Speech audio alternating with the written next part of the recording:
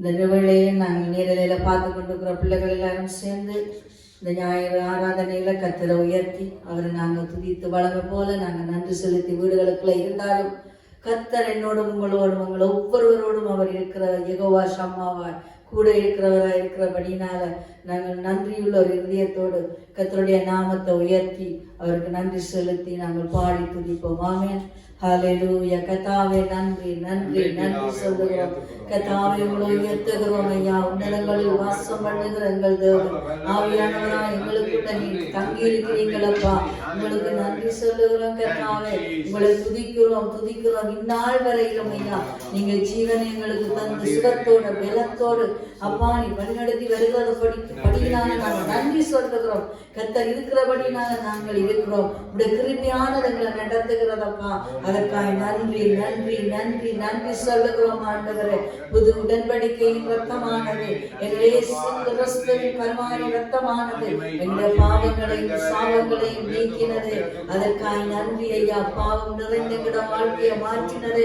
எங்கள் வாழ்வை புதிதாக்கின கர்த்தாவே உங்களுக்கு நாங்கள் நன்றி சொல்லுகிறோம். நன்றி சொல்லுகிறோம் ஐயா. தேவாதி தேவனே உங்களை துதிக்கிறோம். கத்தாதி கத்தாவை உயர்த்துகிறோம் ஆண்டவர். நீ பரிசுத்தர் ஐயா. இப்ப தேவனே பரிசுத்தத்துல உங்களுக்கு நிகரானவர் ஒருவரும் இல்லை சுவாமி. நீங்களே மெய் தேவனாய் இருக்கிறபடியினால நன்றி சொல்லுகிறோம். இந்த நாட்களின் சூழ்நிலைகளில கத்தாவே வீடுகளுக்குள்ள இருந்து ஆண்டவரை நாங்கள் ஆராதிக்கிறோமே சுவாமி.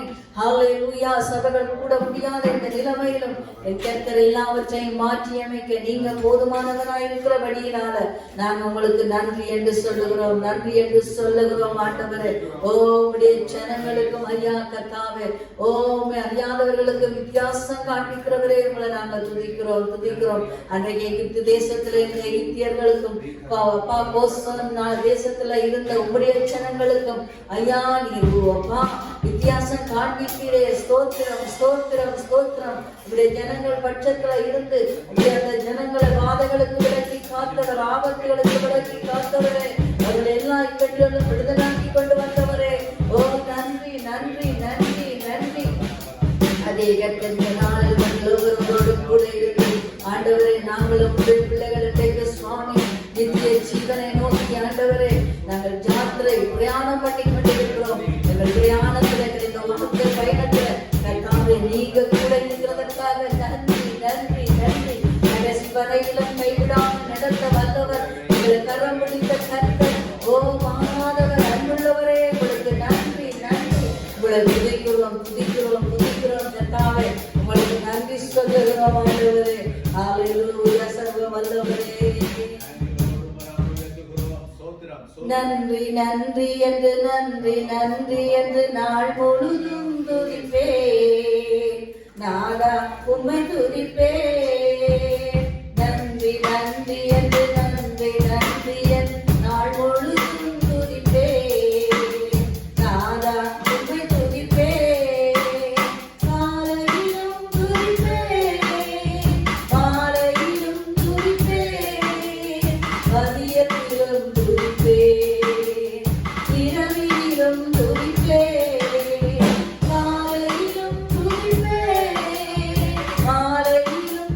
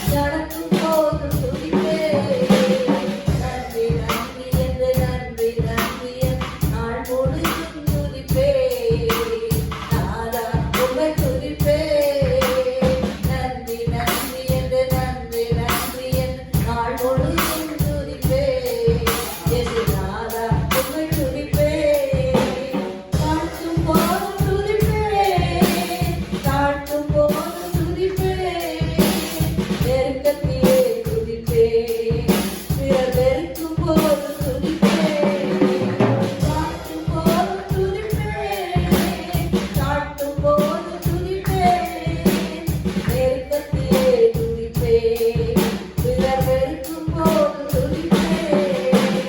நன்றி நன்றி என்று நன்றி நன்றி நாள் முழுதும் துதிப்பேன். நானா உம்மை துதிப்பேன். நன்றி என்று நன்றி நன்றி நாள் முழுதும் துதிப்பேன்.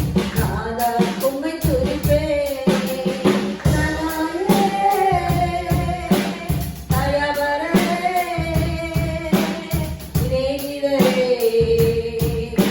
என் சிருஷ்டிகரே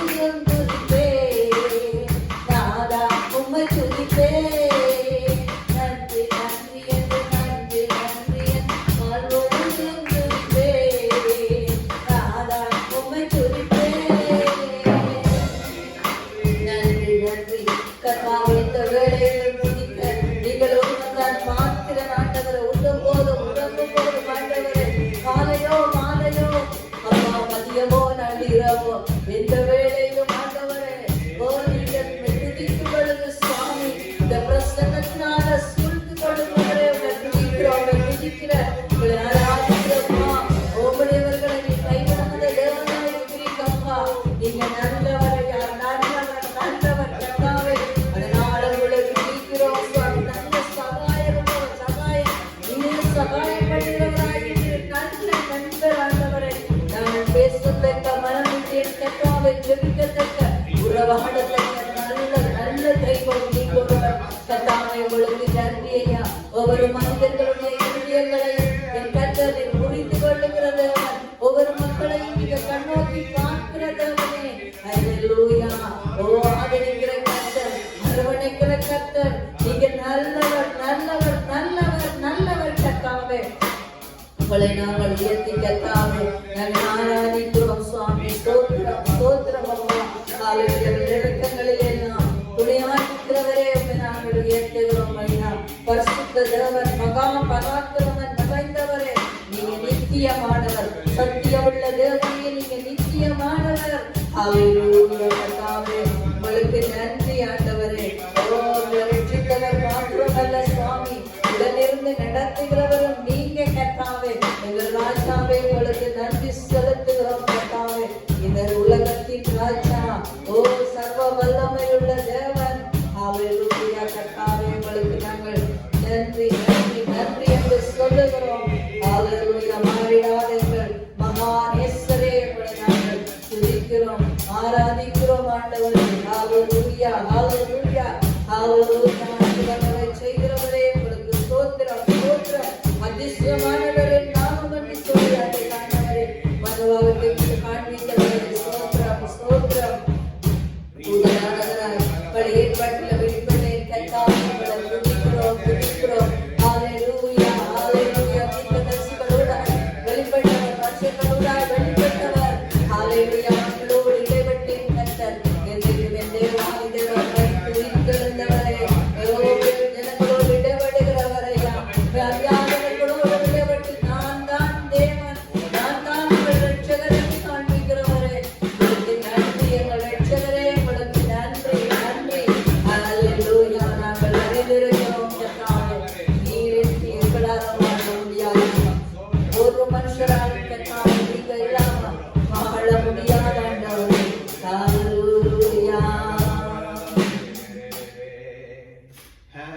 நீரின்றி வாழ்வேது இறைவா, உன் நினைவின்றி மகிழ்வேது தேவா.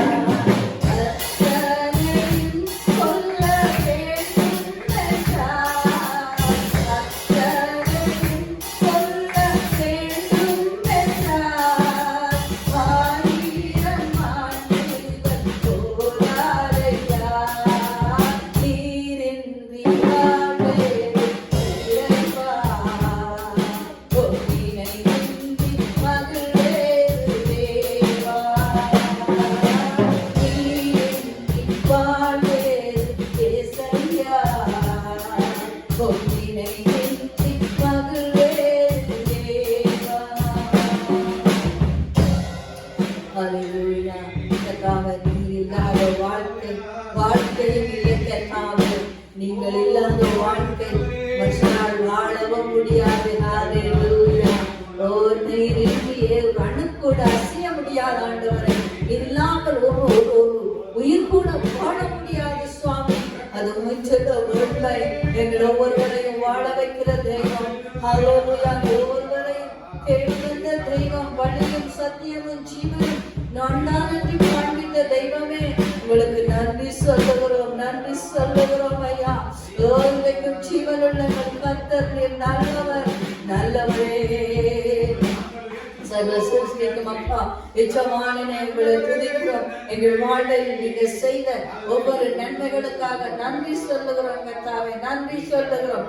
எத்தனை நன்மைகள் செய்கிறவரே, எண்ணி முடியாத நன்மைகள், எண்ணி முடியாத அதிசயங்கள் நீ செய்த தேவனாண்டவரே. ஹalleluya, ஹalleluya.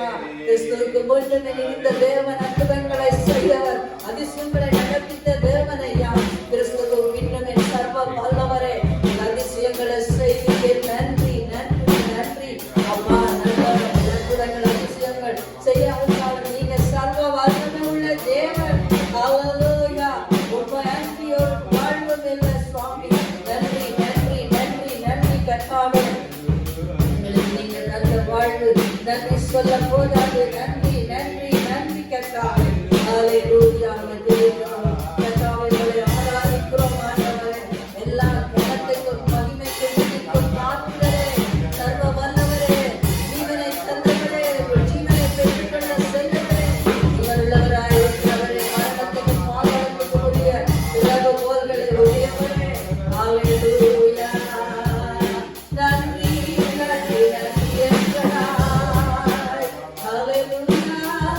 போதுமானவரே, பரிசுத்தரே, மகா வல்லமை கொண்டவரே, பரமத்தில் தெரிந்த முடியும் ஞானம் உள்ளவரே, ஆவியானவரே, ஆராதிக்கிறோம். ஹalleluya. உயர்த்துகிறோம், துதிக்கிறோம், துதிக்கிறோம், துதிக்கிறோம் ஐயா. மகிமை நிறைந்தவரே, மாட்சிமை நிறைந்தவரே, வழி நடத்தும் வல்லரே.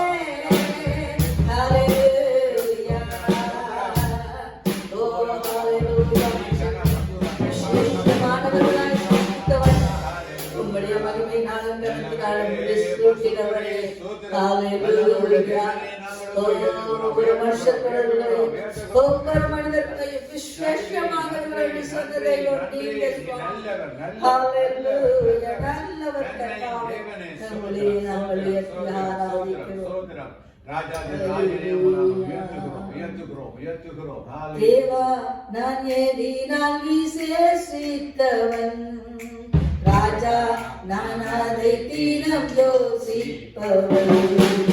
தேவா நான் ஏதினால் விசேஷித்தவன், ராஜா நான் அதை தினம் யோசிப்பவன்.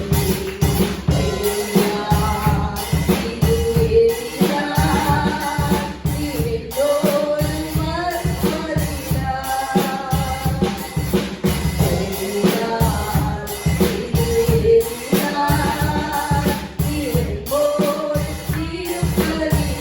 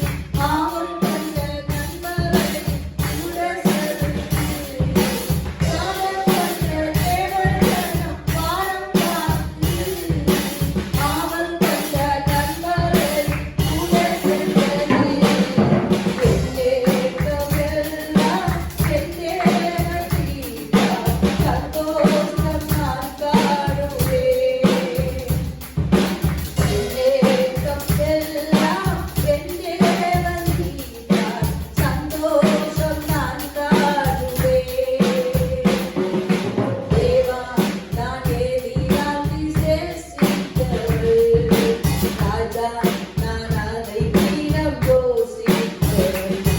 என் தேவா நான் ஏறினால் விசேஷித்தவள்.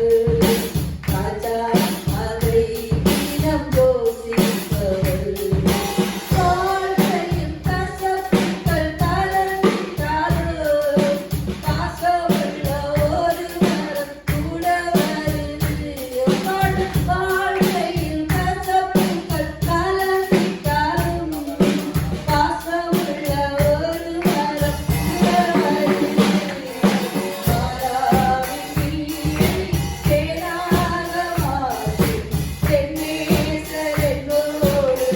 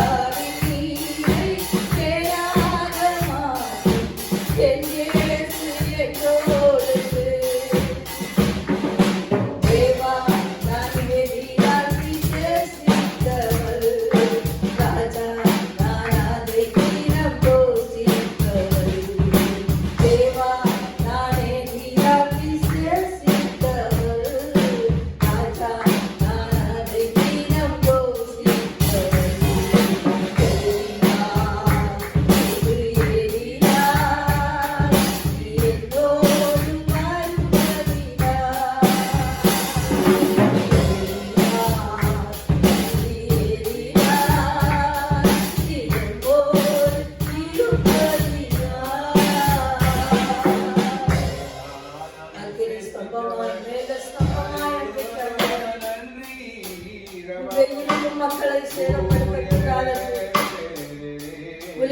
மக்களை ஆண்டவர் அப்பா வேதனைப்படுத்த கூடாது, தீங்குண்டாக்க கூடாது.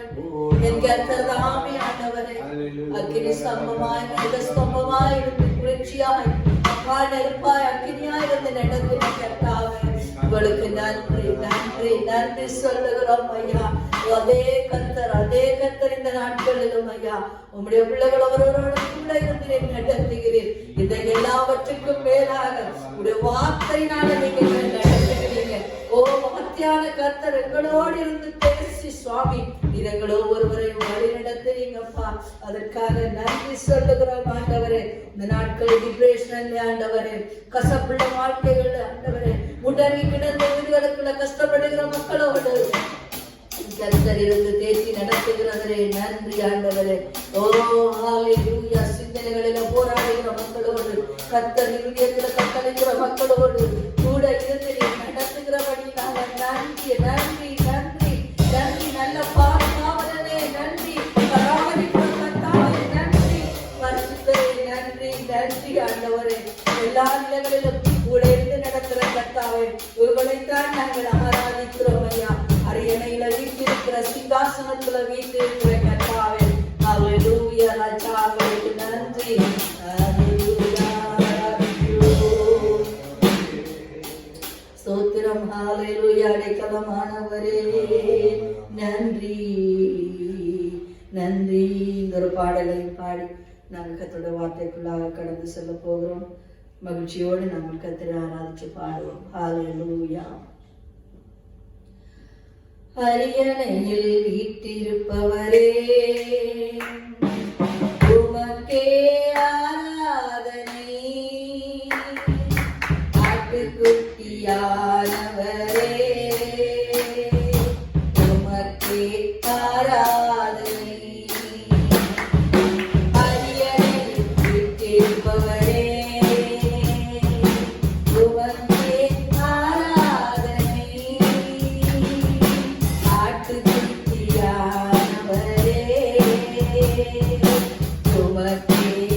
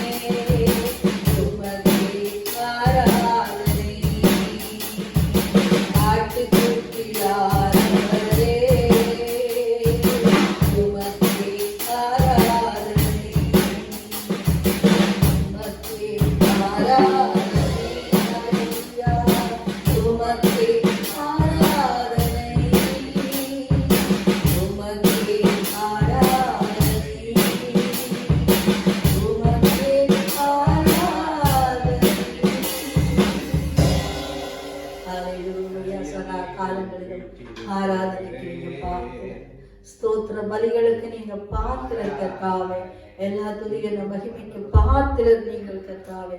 நாங்கள் அவைகள் உங்களுக்கு செலுத்தி எங்களை தாழ்த்தி உங்களை உயர்த்துகிறோம். ஆமென். இங்கேயும் சபையிலேயும் லைஃபிலேயும் பார்த்து கொண்டிருக்கிற ஒவ்வொருவரை கர்த்தர் ஆசீர்வதிப்பார். இந்த சூழ்நிலைகள் எல்லாம் மாறும். நாம் எல்லாரும் கர்த்தருடைய ஆலயத்தில் வந்து கர்த்தரை ஆராதிப்போம், பணிந்து கொள்வோம். ஆமென். ஒருவர் எப்படி சொல்லுகிறார், எல்லாம் கடந்து போகும். வாழ்க்கையில வருகிற எல்லா சூழ்நிலைகளும் கடந்து போகும். ஆனபடினால கவலைப்படாதீர்கள். வெகு சீக்கிரத்திலே தேவன் எல்லா காரியங்களையும் மாற்றி நம்மை ஆசீர்வதிக்க போகிறார். நாம் ஆசீர்வதிக்கப்பட போகிறோம். வார்த்தைக்கு நேராக கண் செல்ல போகிறோம். அதுக்கு முன்பதாக நாம் கண்களை மூடி வீட்டிலிருந்து பார்க்கிறவர்களும் ஆலயத்தில் இருக்கிறது போல ஆண்டவருடைய சமூகம் எல்லாரும் இருக்கிறது. நாம் இந்த இதில் பேசிக் கொண்டிருந்தாலும் உங்க வீட்டில நீங்க ஆலயத்தில் இருப்பது போல உங்களை கர்த்தர் ஆசீர்வதிப்பார். ஆனபடியினால நாங்கள் ஜெபம் பண்ணி கர்த்தருடைய வார்த்தைக்கு நேராக கடந்து செல்ல போகிறோம். அற்புதமான தேவன் அற்புதமான காரியங்களை செய்வார். அன்பு தகப்பனே, இந்த ஆசீர்வதிக்கப்பட்ட வேலைக்காக நன்றி. இயேசு கிறிஸ்துவின் நாமத்தினால நாங்கள் ஜெபம் பண்ணுகிறோம். துதிகளில் மத்தியில் வாசம் செய்கிறவர், துதிக்கு நீர் பாத்திரமானவர். நீர் ஒருவர்தான் துதிகளில் ஆண்டவரை உலாவுகிறவர்.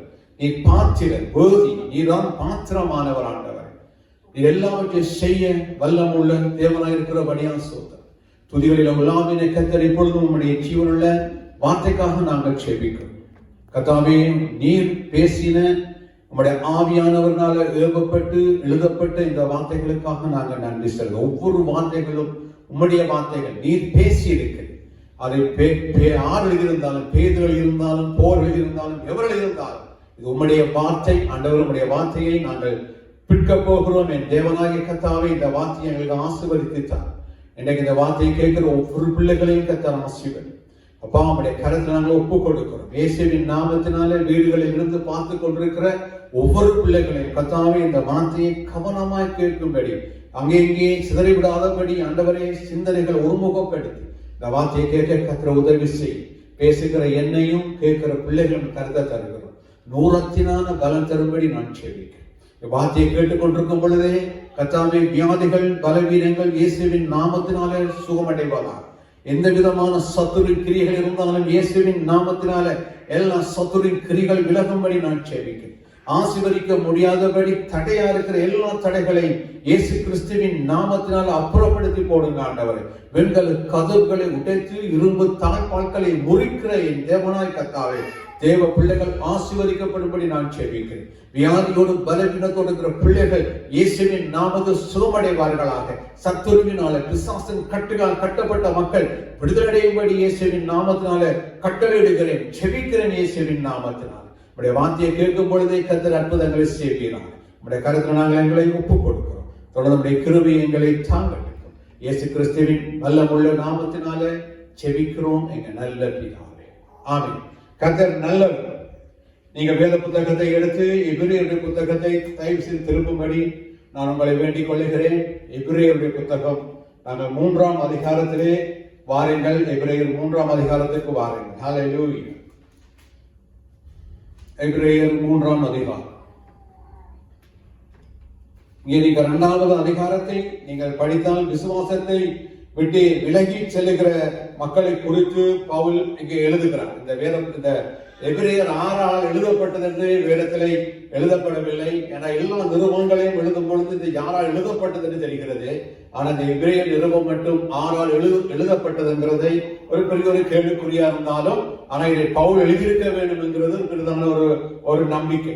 இந்த பவுல் விசேஷமா இதை 6க்கு எழுதினார் என்று சொன்னால், ரட்சிக்கப்பட்ட ஜூத மக்களுக்கு சரியான வேதனையில கஷ்டத்தில இருந்த நேரத்துல அவர்களுக்கு திடப்படுத்தும்படி இந்த எபிரேயர் நிருபத்தை எழுதுகிறார். ஒவ்வொரு காரியங்களையும் எழுதும் பொழுது ஒவ்வொரு வேத புத்தகத்திலும் நீங்கள் படித்தால் சூழ்நிலைகள் சில காரியங்களுக்காக எழுதப்படும். இப்ப நீங்கள் 4 சுவிசேஷ புத்தகங்கள் உண்டு, 4 பேர் எழுதியிருக்கிறார்கள். மத்தேயு, மார்க்கு, லூக்கா, யோவான். நீங்க 4 சுவிசேஷ புத்தகங்களையும் நீங்கள் நன்று நிதானித்து அறிந்து வாசித்தால் 4 புத்தகங்களிலும் எழுதப்பட்ட ஒரு நோக்கம் இருக்கும். யாருக்கு எழுதப்பட்டது, ஏன் எழுதப்பட்டது என்று இருக்கும். மத்தேயு, மார்க்கு, லூக்கா ஒரே மாதிரி இருக்கும். ஆனா யோவான் இன்னொரு விதமா எழுதப்பட்டிருக்கும். இப்ப மத்தேயு மார்க் எழுதுறதுக்கு வித்தியாசம் உண்டு. மார்க் எழுதுறதெல்லாம் வேகமா உடனே உடனே உடனே என்றதுதான் எழுதி கொண்டு போகிறார். அப்ப ஒவ்வொரு காரியங்களும் எழுதப்படுவதற்கு ஒரு நோக்கம் உண்டு. எல்லா நிருபங்களும் எழுதப்பட்டதற்கான ஒரு சரியான நோக்கம், ஏன் எழுதினார்கள் என்கிறதை நீங்கள் ஒவ்வொரு புத்தகத்திலையும் படித்துக் கொள்ளலாம். விசேஷமாக தீமோத்தேயு, தீத்து எல்லாம் சபையின் காரியங்களை சரிப்படுத்துவதற்காக ஊழியக்காரர்களுக்கு எழுதினார். நான் போன முறை சொன்னேன், தீத்து, தீமோத்தேயு பிலோமோனுக்கு எழுதும் பொழுது தனக்கு தெரிந்த ஒருவருக்காக கலந்து பேசி எழுதுகிறார்கள், கடிதமாக எழுதுகிறார். அப்ப அதனால இந்த எபிரேயர் நிருபம் எழுதினது நோக்கம் என்னன்னு கேட்டால், அதாவது ஜூதர்கள், ரட்சிக்கப்பட்ட ஜூத மக்கள் பயங்கரமான வேதனைகளில பாடுகளில கடந்து போய் கொண்டிருந்த நேரம் இந்த நேரம். ஏன்னா அவர்கள் எல்லாரும் நினைச்சார்கள் என்று சொன்னா, இயேசு கிறிஸ்து வந்து அவர் மரித்து உயிர்த்தெழுந்த பின்பு சீக்கிரமாய் அவர்கள் பரம்பரை பின்பதாக தாங்கள் சீக்கிரமாய் இயேசு வருவார், தாங்கள் திரும்ப போவோம் என்கிறதை நினைத்துக் கொண்டிருந்தார்கள் அப்போஸ்தலர்கள். அதனால அநேக அப்போஸ்தலர்கள் தங்கள் காணிகளை எல்லாம் விற்று அப்போஸ்தலர் பாத்திரத்தை வைத்து எல்லாரும் பிரித்து கொடுத்தார்கள். அவர்கள் அந்த நாட்களில் எங்கே கூடினாலும் மாரநாதா என்கிற ஒரு வார்த்தையை அவர்கள் பயன்படுத்துவார். ஏனென்றால் இயேசு சீக்கிரமாய் வரப்போகிறார் என்கிறதை அவர் அந்த நாளிலேயே நம்பி இருந்தார்கள். இப்ப காலம் ஆக ஆக ஆக கிறிஸ்தவர்கள் பயங்கரமாக பாதிக்கப்பட்டார்கள், கஷ்டப்பட்டார்கள், பிரச்சனைப்பட்டார்கள். சில நேரங்களில் ராஜாக்களாக கொல்லப்பட்டார்கள். விசேஷமாக நான் நினைக்கிறேன், வேத ஆராய்ச்சி சொல்லுகிறார்கள், இது ரோமாவில் இருந்த ஜூத மக்களுக்கு எழுதியிருக்கலாம். அங்கதான் ரட்சிக்கப்பட்ட மக்களுக்கு பயங்கரமான சோதனை வந்தது. அந்த சோதனையின் நடுவில் இருந்ததான இந்த மக்களுக்கு வேத புத்தகத்தை, இந்த எபிரேயர் நிருபத்தை எழுதுகிறார். அடிக்கடி வருகிறது பவுல் என்று சொல்லி, ஆனால் ஆராய்ச்சியாளர்கள் சொல்லுகிறார்கள், இதை கட்டாயம் பவுல் எழுதியிருக்க வேண்டும். அதிலே சில சம்பவங்களை பவுல் குறிப்பிடுகிறதுனாலே இது கண்டிப்பாக இதை பவுல் எழுதியிருக்கலாம். ரைட், இதோட பக்கம் இருக்கட்டும். இப்பொழுது நாங்கள் நல்லா புரிந்து கொள்ளுங்கள், ரட்சிக்கப்பட்டு அநேக நேரங்களில சோதனை நேரத்துல, கஷ்டத்தின் நேரத்துல நாம் என்ன செய்யறோம் தெரியுமா? விலகி போகிறதற்கு ஏதுவாக இருக்கிறோம். அதனால் எபிரேயர் நிருபங்கள் ஒவ்வொரு அதிகாரமும் ஒரு காரியங்களை பற்றி சொல்லிக்கிறோம். 11ஆம் அதிகாரத்துல பழைய ஏற்பாட்டில் இருந்து விசுவாச வீரர்களின் பட்டியலை சொல்லிக் கொண்டு வருகிறது. அதை 12ஆம் அதிகாரம் முதல் சொல்லப்படுகிறது, மேகம் போன்ற திரளான சாட்சிகள் நம்மை சூழ்ந்து கொண்டிருக்க பாரமான எல்லாவற்றையும் முதலை தள்ளிவிட்டு நாம் விசுவாசத்தை தொடக்கிறவரும் முடிக்கிறவருமாகிய இயேசு கிறிஸ்துவை நோக்கி பொறுமையோடு ஓட கடவும் என்று பவுல் எழுதுகிறார். எல்லாவற்றுக்கும் மேலான தேவன் மேல இருக்கிற விசுவாசத்தை விட்டு விடாது என்று 13ஆம் அதிகாரத்திலே பவுல் எழுதுகிறதை நாங்கள் இங்கே பார்க்கிறோம். ஆனபடியே அருமை சகோதரனுடைய கர்த்தருடைய வார்த்தையை கேட்டுக்கொண்டிருக்கிற அருமை ஜனமே, சில பேர் நம்முடைய வாழ்க்கையில சோதனைகள், கஷ்டங்கள், பிரச்சனை வரும் பொழுது நாம் என்ன செய்யறோம் தெரியுமா? கொஞ்சம் தள்ளாடி பார்க்கிறோம். இன்றைக்கு இருக்கிற சூழ்நிலையில் அநேகர் தேவனை தேடாமல் வீட்டுக்குள்ள இருக்கிறோம். இப்ப என்ன சொல்லுகிறது? பைபிள் பக்கத்தில் இருக்கும், செபிக்க நேரம் இருக்கும், நாம் தேவனை தேடாதபடி பற்பல காரியங்களில் சில நேரத்தில் நாங்கள் ஈடுபட்டு போகிற ஒரு சூழ்நிலைகளை பொழுது கொரோனா காலத்தில் நாங்கள் இருக்கலாம். பயங்கரமான சோதனைகள். சில நம்ம உறவினர்கள் மறித்து போகிறார்கள், நாம் விரும்புகிறவர்கள் திடீரென மறிக்கிறார்கள், நமக்கு வியாதி வந்து விடுமோ என்று நாங்கள் பயப்படுகிற ஒரு சூழ்நிலையான கஷ்டத்தில் இருக்கிற சூழ்நிலையில இன்றைக்கு நாங்கள் பார்க்க போகிற வார்த்தைகள் நமக்கு உதவி செய்யும். வேதம் சொல்லுகிற இதே சூழ்நிலையில தான் யூதர்களாகிய ரட்சிக்கப்பட்ட யூதர்கள் இருந்ததுனால பவுல் அந்த மக்கள் சோர்ந்து போகக்கூடாதுன்னு சொல்லி பவுல் இந்த நிருபத்தை எழுதுகிறார். பேதுரு எழுதும் பொழுது ஒரு நிருபத்தில் எழுதுகிறார், உங்கள் நடுவிலே பற்றி எரிகிற அக்கினியை குறித்து நீங்க என்ன செய்யாதீங்க, கவலைப்படாதீங்க, நாங்க இருக்கும் பொழுதே சொன்னோம் நீங்க கஷ்டப்பட வேண்டும் சொல்லி. இயேசு சொன்னார், நாம் பலவிதமான உபத்திரத்தின் வழியில் போக வேண்டும், நெருக்கமான வழிகளில போய்த்தான் நான் நிச்சய ஜீவனை அடைய வேண்டும் என்கிறதை இயேசு தன் சீசர்களுக்கு நமக்கு கற்றுக் கொடுத்தார். ஆனபடினால 3ஆம் அதிகாரத்திலே நான் வாசிக்க ஆரம்பிக்கிறேன். இப்ப ஒன்றிலிருந்து வாசிப்போமா? எபிரேயர் 3ஆம் அதிகாரம் முதல் வசனத்திலே, இப்படி இருக்க பரம அழைப்புக்கு பங்குள்ளவர்களாகிய பரிசுத்த சகோதரரே, நாம் அறிக்கை பண்ணுகிற அப்போஸ்தலரும் பிரதான ஆசாரியருமா இருக்கிற கிறிஸ்து இயேசுவை கவனித்து பாருங்கள். பவுல் இங்கே எழுதும் பொழுது இப்படி இருக்கின்றீர்களே, எப்படி இருக்க வேண்டிய இந்த 2ஆம் அதிகாரத்தின் கடைசி பகுதிகளிலே சில காரியங்கள் வருகிறது. வாசி, இன்றைக்கு நீங்க அந்த எபிரேயர் புத்தகம் 1ஆம் அதிகாரத்திலிருந்து இந்த அதிகாரத்தை ஒரு முறை 2 முறை படித்து பாருங்க. எபிரேயர் நிறைய நல்ல சத்தியங்களை கொடுத்து ஒரு நல்ல நல்ல நிறுவனமா இருக்கிறது. நல்ல தேவனால எழுதப்பட்டிருக்கிறது. இங்க வேதம் சொல்லுகிறது, இப்படி இருக்கிறபடியினால. அப்படியா இருந்தால் இங்க பின்னுக்கு நான் சில வசனங்களை வாசிக்கலாம். நான் இங்க போகிறேன், நீங்க வீட்டுல வாய்ச்சி பாருங்க. 2ஆம் அதிகாரத்துல வேதம் சொல்லுகிற, இப்படி இருக்க பரம அழைப்புக்கு பங்குள்ளவர்களாக சகோதரர் என்று சொல்லுகிறார். அல்லேலூயா. அதுல பரிசுத்த சகோதரர் சொல்லுகிறார். என்னத்துக்கு அழைக்கப்பட்டிருக்கிறார்கள் இந்த ஜனங்கள்? யாருக்கு எழுதுகிறார் பவுல்? பரம அழைப்பு. பரமன்னு சொன்னா பரலோக ராஜ்யத்துக்கு, தேவனோடு இருக்க போகிற அந்த ராஜ்யத்துக்கு அழைப்புக்கு பங்குள்ளவர்கள். நானும் நீங்களும் ஆதரியுமா? தேவ ராஜ்யத்துல வாழுவதற்கு நீங்கள் நானும் பங்குள்ளவர். ஏன்னா நாம் இயேசுவில் அறிந்திருக்கிறோம், பாவம் மன்னிக்கப்பட்டிருக்கிறது, இயேசுவின் பிள்ளையா நாங்கள் வாழுகிறோம். தேவனுடைய ராஜ்யத்தில் அவர் சொல்லுகிறார், நான் போய் உங்களை என்னிடத்துல கூட்டிக் கொண்டு போய் சொல்லியிருக்கிறார். தேவன் எங்களுக்கு அவர் ராஜ்யத்தை ஆயத்தப்படுத்தியிருக்கிறபடினால நீங்களும் நானும் யார் தெரியுமா? பரலோக ராஜ்யத்துக்கு பங்குள்ளவர்கள், பார்ட்னர்ஸ். அங்க நாங்கள் இருக்கக்கூடிய அளவுக்கு எங்களுக்கு என்ன இருக்குது? தகுதியானவர்கள். இயேசு கிறிஸ்து ரத்தத்தினால, அவருடைய மரணத்தினால நாங்கள் மீட்கப்பட்டவர்கள், பிதாவோடு ஒப்புரவாக்கப்பட்டவர்கள், பாவங்கள் மன்னிக்கப்பட்ட மக்கள், அவருடைய சட்ட திட்டங்களை, அவருடைய வார்த்தைகளை நாம் கடைபிடிக்கிற மக்களாய் இருக்கிறதுனால பவுல் இங்கே சொல்லுகிறார் எபிரேயரை பார்த்து, இப்படி இருக்கிறபடியினால பரம அழைப்புக்கு பங்குள்ளவர்கள் என்கிறதை பவுல் இந்த எபிரேயர் நிருபத்தில் எழுதும் பொழுது எபிரேய மக்களுக்கு அவர் நிரூபிக்கிறார். நாம் சாதாரணமானவர்கள் இல்லை. நாம் தேவனோடு ஒருமுறை பவுல் சொல்லுகிறார், பவுலை கட்டி அடிப்பதற்காக அவர்கள் பவுலை கட்டுகிறார். கட்டும் பொழுது பவுல் பக்கத்தில் இருந்தவர்களை பார்த்து சொல்லுகிறார், நியாயம் விசாரிக்கப்படாதவனாய் ஒரு சூதனை நீங்கள் அடிக்கிறது நியாயமா என்று சொல்லுகிறார். உடனே அவர்கள் போய் அந்த 100க்கு அதிபர் சொல்லுகிறார்கள், அவர் ஆறுன்னு தெரியுமான்னு சொன்ன உடனே அவர் கூப்பிட்டு கரைக்கும் பொழுது அவர் சொல்லுகிறார், பவுல் அதிபதி சொல்லுகிறார், நான் நிறைய திரவியங்களை கொடுத்து பணத்தை அதிலே கொடுத்து இந்த சிலாக்கியத்தை பெற்றுக் கொண்டேன் என்று அவர் சொல்லும் பொழுது பவுல் சொல்லுகிறார், நான் இந்த சிலாக்கியத்துக்காகவே பிறந்தவன் என்று சொல்லுகிறார். புரிந்து கொள்ளுங்கள். நானே நீங்களும் தேவராட்சியத்துக்காக அழைக்க, பரம ராட்சியத்துக்காக, பரலோக ராட்சியத்தின் பிள்ளைகள் தான். நாம தேவன் அழைச்சிருக்கிறார். என்னத்துக்கு அழைச்சிருக்கிறார்? தன்னோடு இருக்கும்படி, தன்னோட உட்காரும்படி. அது மறைத்து உயிர்த்தெழுந்து உன்னதங்களிலே அவர் நாம என்ன செய்திருக்கிறார்? உட்கார வைத்திருக்கிறார். நாம் அவரோடு வாழப்போகிற பிள்ளைகள். அதான் பவுல் அழகா எழுதுகிறார். நான் பவுலனே சொல்லுகிறேன். அவர் சொல்லுகிறார், இப்படி இருக்கிறபடி நான் பரம அழைப்புக்கு நான் நீங்கள் பங்குடன் என்பதை புரிந்து கொள்ள வேண்டும். என்ன சோதனை, என்ன கஷ்டம் தான் கவலைப்படாத சகோதரன். ஒரு நாள் நான் நீங்களும் தேவராஜ்யத்துல கண்ணை விழிக்க போகிறோம். நாம வாழ போகிறோம், தேவனோடு இருக்க போகிறோம். நாம் ஒரு நாள் தேவ சமூகத்துல போய் சேர போகிறோம். அவரோட நிச்சயமாய் வாழ போகிறோம். வெளிப்பது சொல்ல போறது போல ஒரு நாள் புதிய வானம் புதிய பூமி இறங்கி வர போகிறது. நாம் தேவனோடு நிச்சயமாய் வாழ போகிறோம்.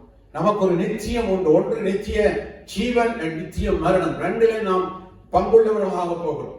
ஒன்று பரலோகராட்சியம், இல்ல நிச்சயமாகவே நரகத்துக்கு வாழுகிற ஒரு காரியத்தை தேவன் இந்த வேத புத்தகம் அழகாக சொல்லுகிறது.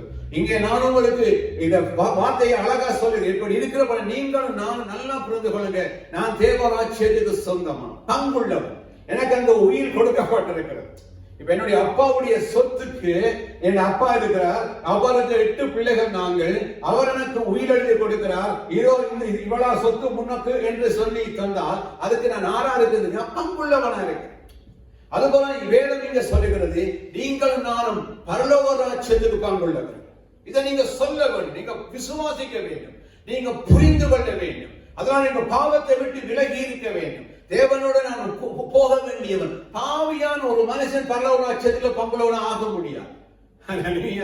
என்றைக்கு ஒரு நாள் ரட்சிக்கப்பட்டு நீ பாவம் மன்னிக்கப்பட்டுட்டாய், இப்பொழுது நீ பாவம் செய்கிறாங்க. கடைசி வரைகளை நம்மளை காட்டுகிறேன். நிகழ்காலத்திலே இங்க போகுது எழுதுகிறேன்.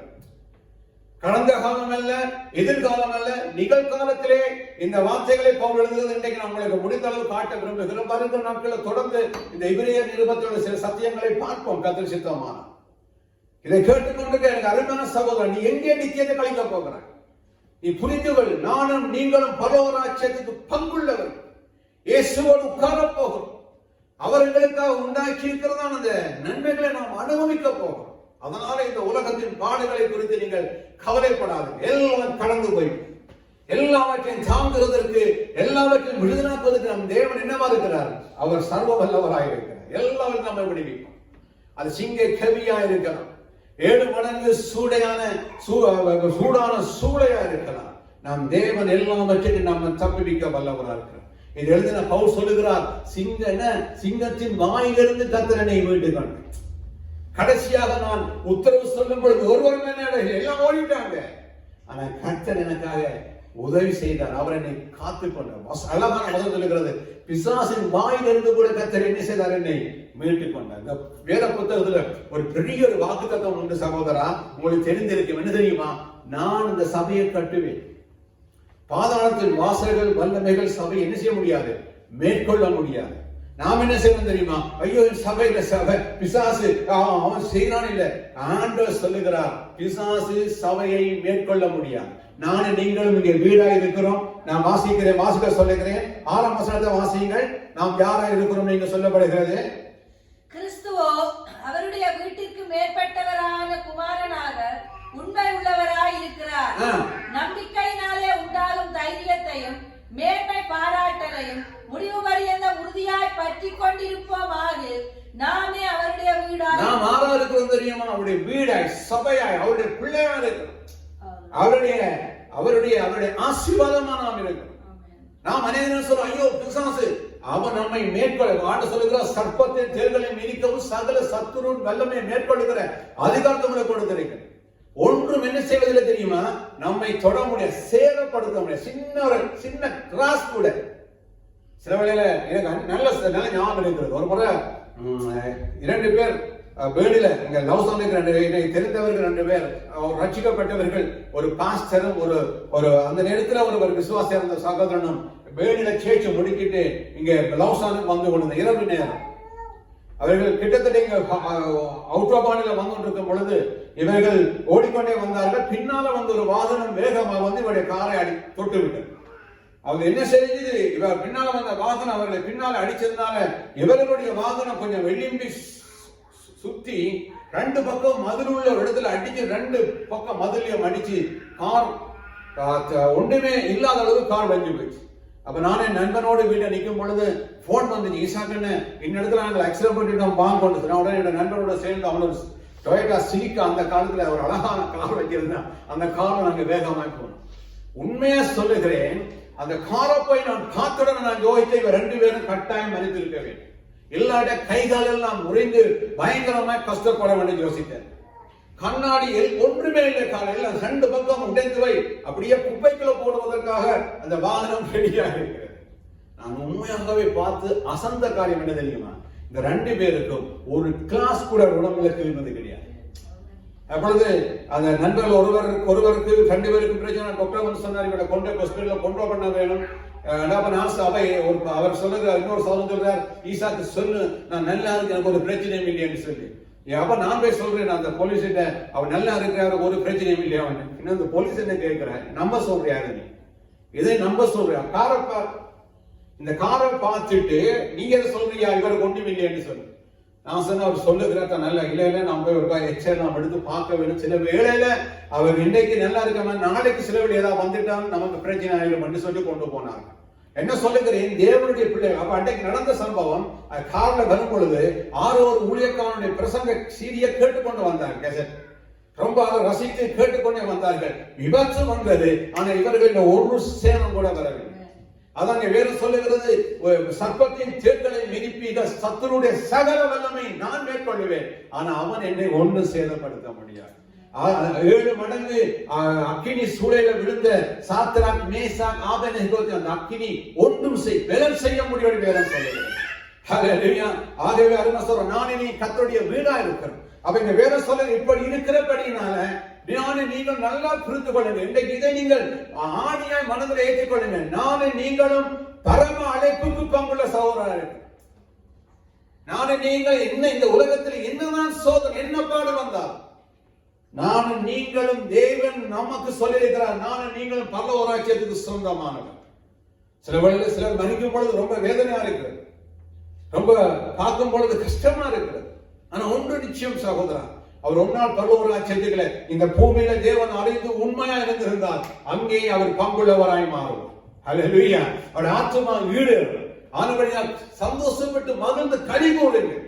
இயேசுக்கு வேதம் சொல்லுகிறது, பரிசுத்தவானுடைய மரணம் தேவனுடைய பார்வைக்கு என்னவா இருக்கிறது, அருமையா இருக்கிறது.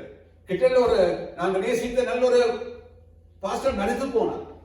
அப்பொழுது ஒருவருக்கு போன் பண்ணி அவர் சொன்னார், இசாக்கன் இப்படி மறுத்து போன, நான் அவரை தேற்றுவதற்காக சொல்லுகிறேன், பரவாயில்ல பரிசுத்தவானுடைய மரணம் கர்த்தருடைய பார்வையில் அருமையா இருக்குன்னு சொல்லுவாங்க.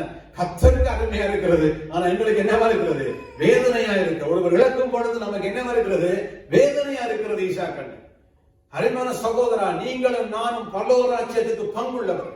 அது மட்டுமில்ல, தொடர்ந்து சொல்லுகிறார் அவர் பரிசுத்த சகோதரர் என்று சொல்லுகிறார். அடுத்ததாக தெரியுமா, நாம் யார் தேவராஜ்யத்துக்கு பங்குள்ளவர் தெரியுமா, பரிசுத்தமானவர்களும் தேவராஜ்யத்துக்கு பங்காக முடியும். அசுத்தம் ஒரு நாளும் தேவராஜ்யத்துக்கு பிரவேசிக்க முடியாது. தொடர்ந்து வாசியுங்கள். நாம் அறிக்கைப்படுகிற அப்போஸ்தலரும் பிரதான ஆசாரியருமாய் இருக்கிற கிறிஸ்து இயேசுவை கவனித்து பாருங்கள். அப்ப வேதம் சொல்லுகிறது, ஏன் இந்த சோதனை நேரத்துல, கஷ்டமான நேரத்துல யூத மக்கள் பயங்கரமாய் கஷ்டப்படுகிறார். சில ராஜாக்கள் ரட்சிக்கப்பட்டவர்களை பிடித்து உயிரோட எரித்து விடுகிறார்கள். அநேக சிங்கங்களின் நடுவில் கொண்டே போட்டுவிட பயங்கரமான சோதனையை அவர்கள் சாய்த்தார்கள். மிருகத்தினுடைய பச்சை தோல்களை எடுத்து அவர்களை சுற்றி அப்படியே என்ன செய்கிறது, அவர்களை அப்படியே மூடிவிட்டு அதை தட்டி விட்டு வெயிலுக்குள்ள உட்கார வைத்து விடுகிறார்கள்.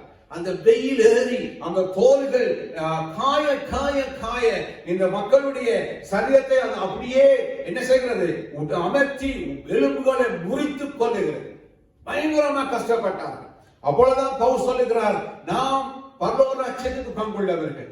அதனால நாளை நீங்கள் மாறா இருக்கிறோம், பரிசுத்தமான சகோதரனா இருக்கிறதுனால சொல்லுகிறார், நாம் அறிக்கை பண்ணுகிறேன், விசுவாசிக்கிறேன், நம்புகிறேன், பிரதான அப்போஸ்தலரும் பிரதான ஆசாரியரும் என்ற இயேசுவை கவனித்து பாருங்கள். ஏன் கவனிக்க வேண்டும்? வாசிக்க 2ஆம் வசனம். மோசே தேவனுடைய வீட்டில் எங்கும் உண்மை உள்ளவராய் இருந்தது போல இவரும் தம்மை ஏற்படுத்தினவருக்கு உண்மை உள்ளவராய் இருக்கிறார். நிறைய காலம் சொல்லப்படுகிறது. ஏனோ அநேக நேரங்களில் உற்சாகப்படுத்தும்படியாக இயேசு பெரியவர் என்றால் சோதனை நேரத்தில் இவர்கள் மோசேயினுடைய வேறு காரியங்களை பார்க்க ஆரம்பித்தார். நியாயப்பிரமாணத்தின் வேலைக்கு திரும்ப பார்த்தார். அப்பொழுது சொல்லுகிறார், தேவன் இவர்கள் எல்லாரை காட்டிலும் இயேசு பெரியவர், பிரதானமானவர் என்கிறதை யூதர் இந்த இந்த பின்மாற்றமாகிற சோதனை அடைந்திருக்கிற மக்களுக்கு பவுல் எழுத ஆரம்பிக்கிறார். அவர் எல்லாவற்றிலும் பெரியவர், ஆசாரியரை காட்டிலும் சாலமோனிலும் பெரியவர், அவர் மோசேயை காட்டிலும் பெரியவர். 1 2 அதிகாரத்தை படித்து பாருங்க, ரொம்ப அழகாய் தூதர்களை உற்சாகப்படுது. நீ பின்பற்றுகிற, நீ நம்புகிற இயேசு இவர் எல்லாரையும் காட்டிலும் பெரியவர் என்று சொல்லுகிறார். மோசே வீட்டில எல்லாருக்கும் உண்மையா இருந்தார், ஆனால் அவர் ஊழியக்காரனா இருந்தார். ஆனால் இவரோ எல்லாவற்றுக்கும் மேலான குமாரனா இருக்கிறார்ங்கிறதை பவுல் இந்த எபிரேய மக்களுக்கு, ஜூத மக்களுக்கு உணர்த்துகிறார். நாம் ஆராதிக்கிற இயேசு மோசேயை காட்டிலும் பெரியவர், எல்லாவற்றையும் செய்ய வல்லமை உள்ளவர். அது மட்டுமில்ல, தேவ தூதர்களை ஏன் நமக்கு கொடுத்திருக்கிறார், அவைகள் நமக்கு பணிவிடை செய்வதற்காக கொடுக்கப்பட்டிருக்கிறதை இயேசு எழுதினவர் ஜனங்களுக்கு சொல்லுகிறார்.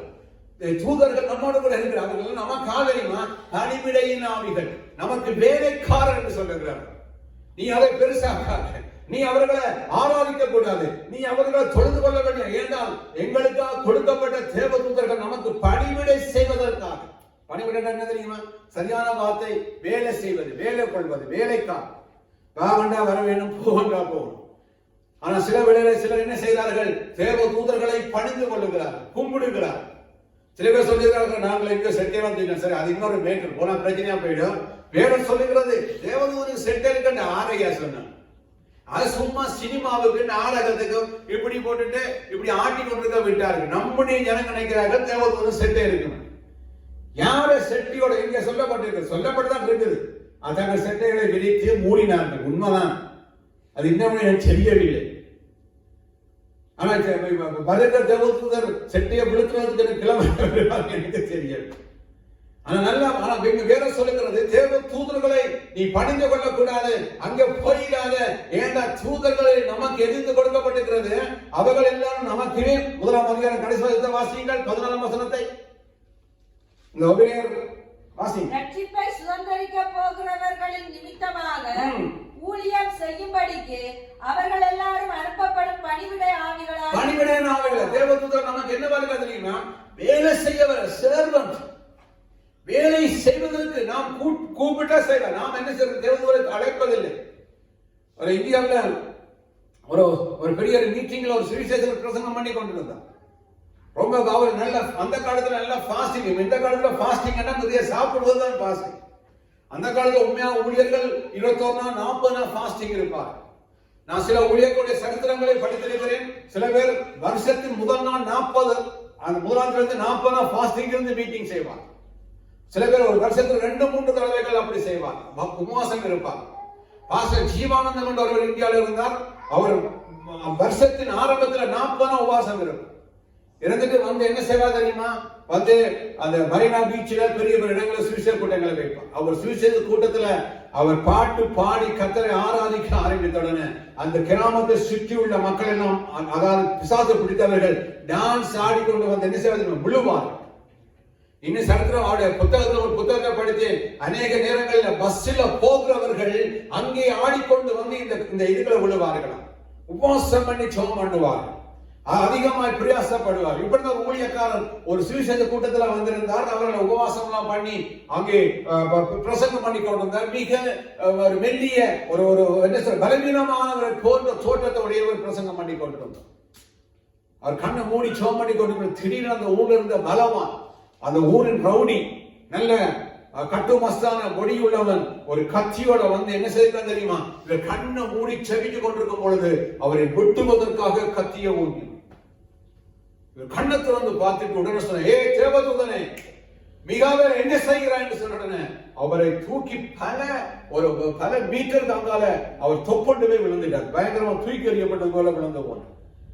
ஏன்னா இந்த பாஸ்டர் என்ன, தான் பலவீனனா இருந்தாலும் தனக்காக பணிவிடை செய்கிற பாதுகாக்கிறதான தேவதூதனை குறித்து என்ன செய்யணும், அறிந்திருக்கவே. தேவதூதர்கள் நமக்கு பணிவிடை செய்கிறவர்களாக இருக்கிறாங்க. வேற சொல்ல இங்க வேற, நீங்கள் வாங்க 3ஆம் அதிகாரத்துக்கு வருவோம். நாங்கள் வேற சொல்லுகிற தர்ம சகோதரா, நீங்கள் இயேசு கிறிஸ்துவை நோக்கி பாருங்கள்.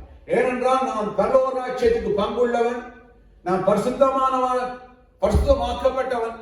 நீ என்ன சோதனை வந்தாலும் பரவாயில்ல, நீ என்ன செய், இயேசுவை நோக்கிப்பார், ஏனென்றால் அவர் எல்லா இடத்திலும் உண்மையுள்ளவராய் இருக்கிறார் என்று சொல்லிக்கொண்டு வருகிறது. மோசையை பற்றி சொல்லிக்கொண்டு வந்து இங்க வேற சொல்லுகிறது கடைசி 6ஆம் வசனம், கிறிஸ்து அவருடைய வீட்டுக்கு மேற்பட்டவரான குமாரனாய் உண்மையுள்ளவராய் இருக்கிறார். நம்பிக்கையினாலே உண்டாகும் தைரியத்தை மேன்மை பாராட்டுதலை முடிவு பிறந்த உறுதியாய் பற்றி கொண்டிருப்போமானால் நாம் ஆறா இருக்கிறது தெரியுமா? இயேசு கர்த்தருடைய வீடாய் இருக்கிறோம். தேவன் வாசம் பண்ணுகிற ஆலயமா நான் இருக்கிறேன். வேற சொல்லுகிறது, நீங்களே கர்த்தருடைய ஆலயம் என்று நீங்க அறியாமல் இருக்கிறீர்களா?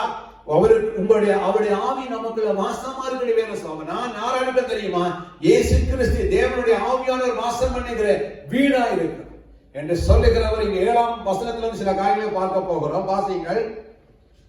ஆகையால் பரிசுத்த ஆவியானவர் சொல்லுகிறபடியே இன்று அவருடைய சத்தத்தை கேட்பீர்களாக. அப்ப நாம் தேவனுடைய ராஜ்யத்தில் பங்குள்ளவர்கள், பரிசுத்தமான மக்கள். அது மட்டுமில்லை, இயேசுவை நாங்கள் நோக்கி பார்க்க வேண்டும். நான் தேவனுடைய வீடா இருக்கிறேன். இயேசு யாரென்றால் எல்லாரை காட்டிலும் பெரியவராக இருக்கிறார், எல்லாம் செய்ய வல்லமுள்ளவராக இருக்கிறார் சொல்லிக் கொண்டு வருகிற இந்த எபிரேயரை எழுதின ஆக்கியோன் சொல்லுகிறார். ஆகையினால பரிசுத்த ஆவியானவர் சொல்லுகிறபடியே, பரிசுத்த என்ன சொல்லுங்க, இப்ப என்ன எழுதுகிறார்? இப்ப சொல்லிக் கொண்டிருக்கிற பரிசுத்த ஆவியானவர் சொன்னபடியே என்று சொல்லவில்லை, சொல்ல போகிறபடி என்று சொல்லவில்லை, சொல்லுகிறபடி. ஒவ்வொரு நாளும் தேவனுடைய ஆவியா நம்ம என்ன செய்ய தெரியுமா? உணர்த்துகிறார், பேசுகிறார்.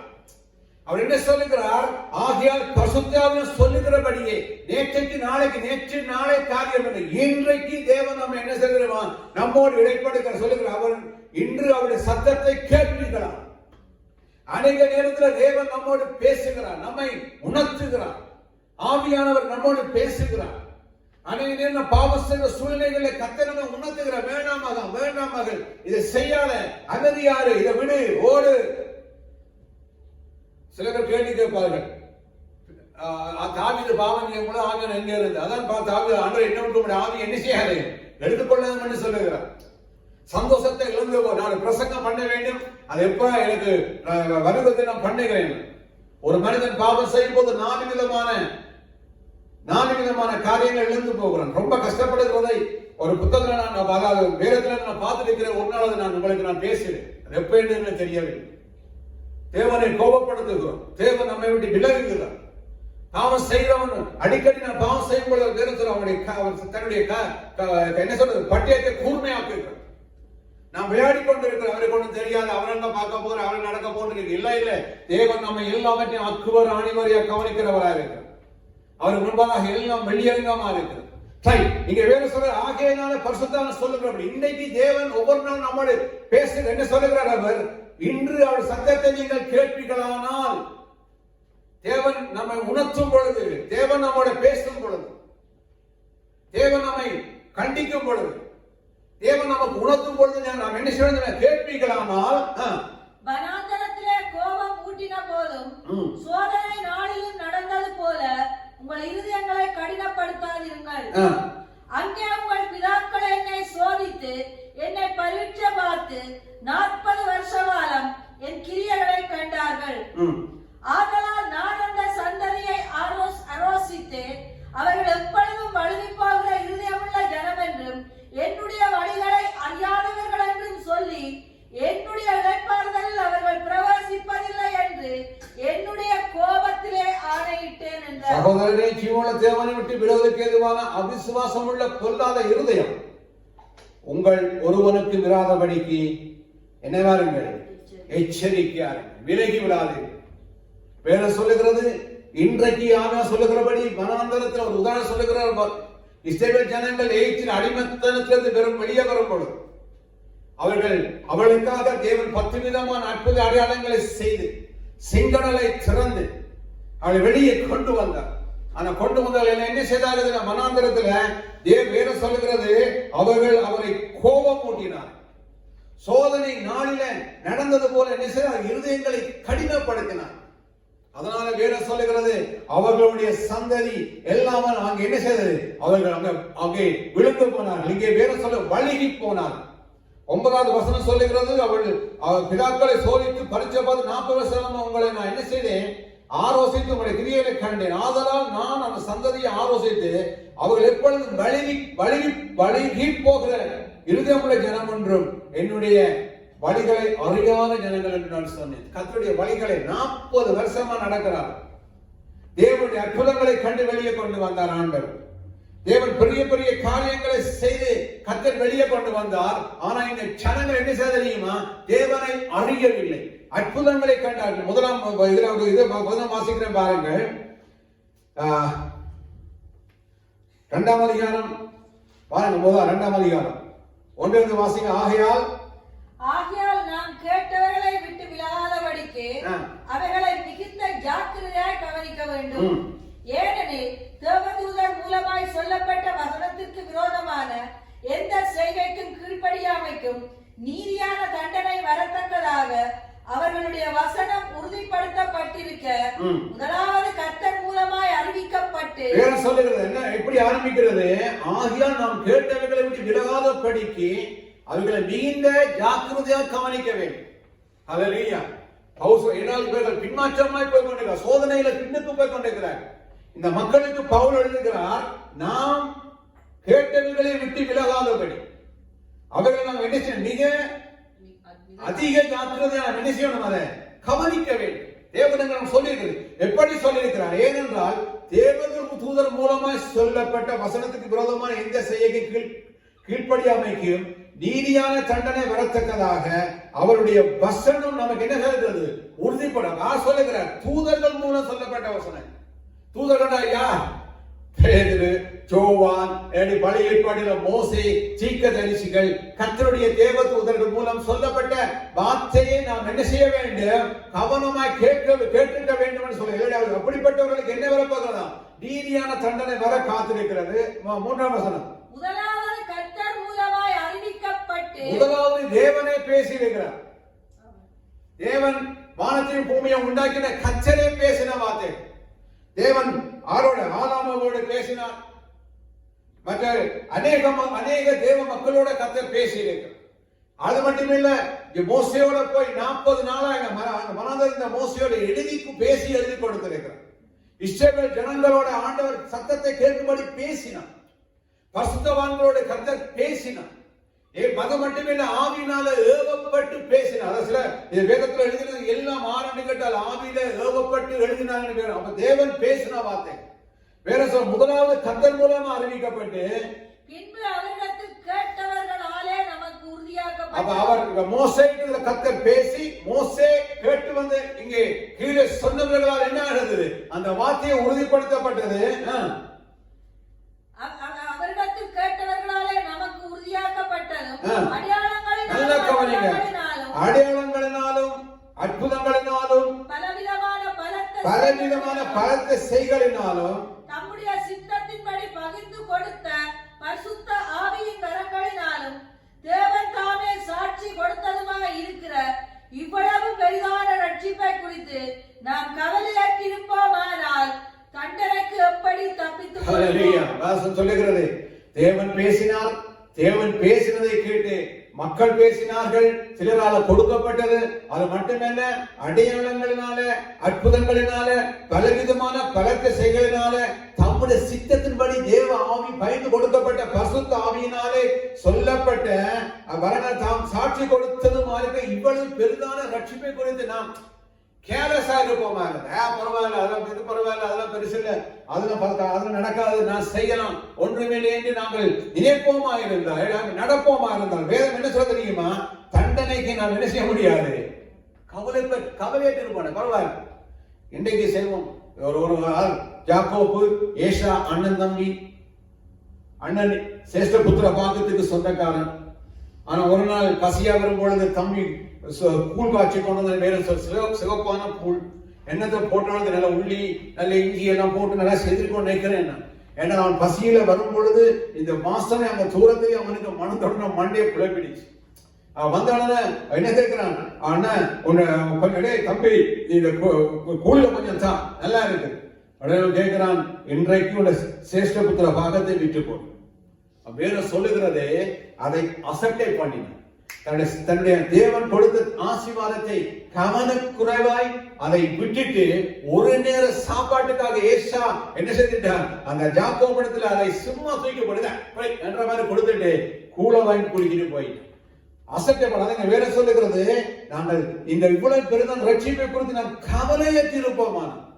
தேவன் நமக்கு கொடுத்த, தேவனே பேசி இயேசுவின் ரத்தத்தினால நாம் மீட்கப்பட்ட அவர் ரட்சிப்பை குறித்து நாம் கவலையற்று இருப்போமா? என்ன தெரியுமா, நாம் பாவம் செய்வோமா இருந்தால், நான் பின்மாற்றமாக இருந்தால் தண்டனைக்கு என்ன சொல்றது, வேற சொல்லுகிறது, இந்த தண்டனைக்கு எப்படி நாம் தப்பித்துக் கொள்வோம் என்று சொல்லி இதை எழுதினவர் எழுதுகிறார். கவலையற்று இந்த உலகத்தினுடைய காரியங்கள் ஈர்ப்புண்டு, சில காரியங்களை விட்டு பரவாயில்ல, அது கர்த்தருக்கு தெரியும், அவங்க அவர் செய்தார், இவர் செய்தார், அவரை போங்க, இவர் செய்தார்.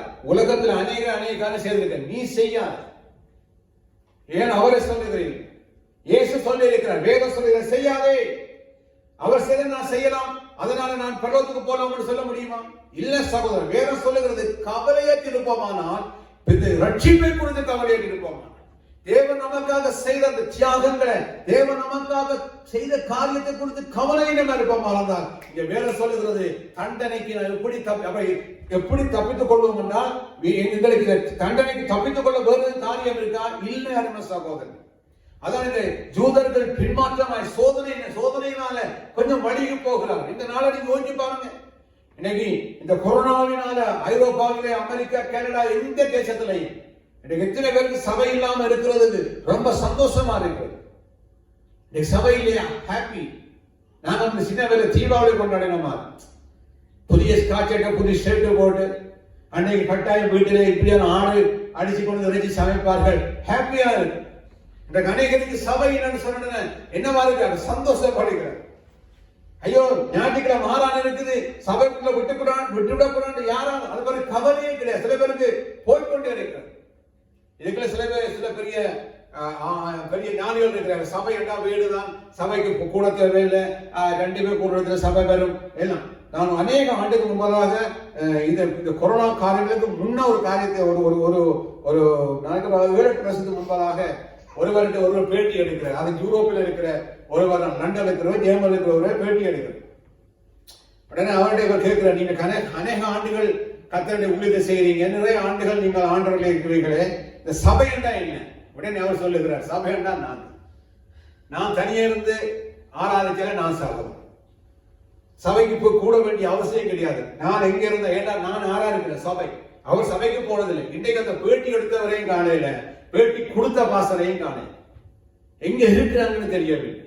ஆனால் இவர் கேட்கிறார், நீங்க அநேக ஆண்டுகள் கர்த்தருக்கு நீ எத்தனை ஆண்டு ஊழியர் செய்தாங்க, உன்னுடைய அனுபவம் எவ்வளவா இருந்தாலும் இதற்கு விரோதமா ஒன்றுமே இல்லை சகோதரர். அதான் வேற சொல்லுகிறது, இவ்வளவாய் நடந்த இந்த ரட்சிப்பை குறித்து நான் கவனக்குறைவா இருப்போமாண்டால் தண்டனையை விட்டு தப்புவதற்கு வேற காரியம் எப்படி நான் தப்பித்துக் கொள்ள முடியும்? ஏன்னா தண்டனை நமக்கு இருக்கிறது. நான் தேவன் நமக்கு உண்டாக்கின அந்த பரம அழைப்புக்கு நாம் பங்குள்ளவனாய் போயிருக்கோமா? போகாமல் நாம் போய்விடுவோம். தேவனை விட்டு நான் தூரமாய் போனா ஏசில நமக்கு என்ன இல்லை, பரம அழைப்புகளை நமக்கு பங்கே கிடையாது சகோதரர். பாவம் செய்தால் நமக்கு பங்கே கிடையாது. நீ எந்த பெரிய 50 லட்சம் பேர் அழைச்சி பெரிய சபைக்கு பாசா இருக்கலாம், பெரிய ஊழியர் செய்திருக்கலாம், உலகத்துல பெரிய பெரிய காரியங்களை கிறிஸ்துவின் நாமத்தை செய்திருக்கலாம். ஆனால் பாவம் நம்முடைய தேவனை விட்டு தூரமாய் அவருடைய மனதை நோகடிக்கிட்டு என்று சொன்னார். நம்ம என்ன செய்ய முடியாது தெரியுமா? தேவராஜ்யத்துக்கு நானே நீங்களும் பங்குள்ளவராக மாற முடியாது. இவ்வளவு காரியம் செய்தார். ஒருவர் இப்படி எழுதுகிறார், சபை ஒன்றுதான், சபை மட்டும்தான், சபை ஊழியம் மட்டும்தான், என்ன சபைக்கு மட்டும்தான் கர்த்தர் ஊழியத்தை கொடுத்திருக்கிறார். சபை மட்டும்தான். சபை இல்லாம நீ வேற என்ன செய்யலாம்? அது பள்ளிக்கூட ஊழியம் செய்யலாம், சின்ன பிள்ளை சண்டே ஸ்கூல்ல போய் என்ன அநாத பிள்ளைகளுக்கு பெரிய பில்டிங் கட்டலாம், எல்லாருடைய வயசு போனவர்களுக்கு பில்டிங் கட்டலாம், டிவி நடத்தலாம், ரேடியோ நடத்த, என்ன விதமான ஊழியம் செய்தாலும் சபையின் ஊழியத்திற்கு அது நிகரானது கிடையாது. அதோடு நீங்க செய்கிற ஒரு சைட்டான ஒரு என்ன செய்யறது ஒரு காரியம். சபை நான் பள்ளிக்கூடத்துல படிச்சதுனால ரட்சிக்கப்பட்ட ஆளுமே சொல்ல முடியும். நான் இந்த மிஷனரியில ஸ்கூலில் வளர்ந்தேன் என்றதுனால யாருமே இயேசுவை ஏற்றுக்கொண்டு என்ன செய்வதில்லை, பரலோகத்துக்கு போவதில்லை. அது ஒரு நன்மை, ஒரு வேலை. ஆனா சபையிலும் கிறிஸ்துவை தேவன் சபையைத்தான் கொடுத்திருக்கிறார். ரட்சிக்கப்படுவதற்கும் அதன் மூலம் பரலோகத்துக்கு போவதற்கு சபையத்தோடு ஒரு ஒன்றிணைந்த பொறுமையில கொடுக்க வேண்டும். இதை சில பேர் பிதட்டுவார். சபைக்குத்தான் அதிகாரம், சபைக்குத்தான் ஆளுகை, சபைக்குத்தான் வரங்கள், சபைதான் எல்லாவற்றிற்கும் தேவன் தன் சொந்த ரத்தத்தை சிந்தி மீட்டுக் கொண்ட சபை, விளையாட்டு அல்ல. ஒரு சில பேர் எங்கேயோ குந்திக் கொண்டு தங்களுக்கு ஏற்றது மாதிரி பேசி என்ன செய்கிறார்கள்? மக்களை குழப்புகிறார். இன்னைக்கு எவ்வளவு ஜனங்களை ஒருவர் கிட்ட ஒரு சம்பவம் பார்த்திருப்பீர்கள், நான் சொல்ல விரும்பவில்லை. அவர் ஒருவர் எழுதுகிறார். அதாவது என்ன, ஒரு பெரிய ஒரு உலக அளவில் பிரசித்தி பெற்ற ஊழியக்காரன், நான் போனவர் சொன்னது போல பொங்கலை பற்றி பேசுகிறேன். அவருடைய வீடியோவை நான் பார்த்தேன். உண்மையாகவே எனக்கு மனதில் கவலையா இருந்தது, ரொம்ப வேதனைப்பட்டு. ஆனா ஒருவர் எழுதுகிறார், இப்படிப்பட்ட பெரியவர்களா இருக்கிற நீங்கள் இதை செய்யும் பொழுது உங்களுக்கு தெரியுமா எத்தனை அப்பாவி விசுவாசிகளை நரகத்துக்கு தள்ளி போடுகிறீர்கள். ஏன்னா நீ பெரியவனுங்கிறத நம்பு, நீ சொல்லுகிறது இயேசுவின் வார்த்தை என்று நம்புகிற சில ஆவியில ரட்சிக்கப்பட்ட புதுசான பின்னால இருக்கிற மக்கள் என்ன செய்யறாங்க பாத்தியா? அவர் சொன்ன இதனை செய்யலாம் என்று தேவையில்லாமலுக்கு விக்கிரங்களுக்கு வணக்கத்தை செய்து அவர் சொல்லுங்க, நீங்கள் இப்படி செய்வதனால் பெரிய ஊழியர்கள் என்று நீங்கள் செய்வதனால, டிவியில ரேடியோவில் அதுல இதுல நீங்க செய்வதனால எத்தனை பேர் தெரியுமா நரகத்துக்கு வெளிப்பட்டு போகிறார்? எத்தனை பேரை நாம் இழுத்து விடுகிறோம் நரகத்துக்கு. ரட்சிப்பை குறித்து நாம் கவலையிட்டு போவோம், தண்டனைக்கு தப்பித்துக் கொள்ள முடியாது. அருமை சகோதரா, மிக நாம் கவனம். அதான் சொல்லுகிறேன், வேதத்தை படி, வேதத்தை படி, வேதத்தை படி, தியானி, விரும்பி படி, செவி.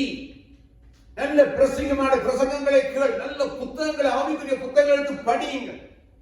அவர் எழுதுகிறான், என்ன விதமான ஊழியம் செய்தாலும் சபையின் ஊழியத்துக்கு நிகரான ஊழியம் ஒன்று. சபைக்குத்தான் கர்த்தர் ஊழியம் கொடுத்திருக்கிறார். சபைக்குத்தான் 5 விதமான ஊழியத்தை கொடுத்திருக்கிறார்.